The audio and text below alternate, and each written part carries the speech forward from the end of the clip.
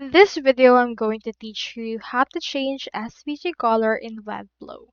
In order to do that, first head over to webflow.com, and then from in there you can actually register for an account by clicking on this Get Started option, or you can also log in by clicking on this Login option if you already have it.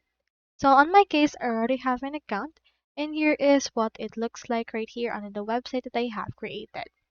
Now, if you wish to change the SVG color on your Webflow, first thing you need to do is obtain the SVG file and open it with a text editor or code editor to copy its raw SVG code.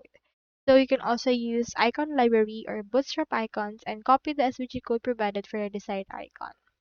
Now onto your project right here, you can drag and drop an embed element. To do that, click on this plus icon. Then from in there, click on this search. Let's search in here for embed. Here it is right here under the code embed. Let's input that right around here. You can just drag and drop in here this part, or you can also just head over and click on it. Do take note that this one is actually allowed only onto the site that is actually under the plan.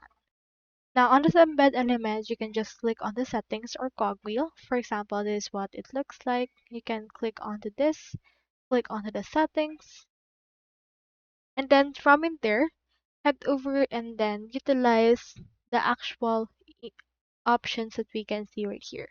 We have this code embed options. Make sure to open the code editor. Here is what it looks like. So into this part, you can just change the value for the field attributes. Just change in here the values that you wish to use and control the color via the font color option, which is the field for current color. You can also control its size if you would want right here, and then control its color through the font color property and easily apply it onto the Webflow interactions. So that's all there is today, and I hope this video helped you out.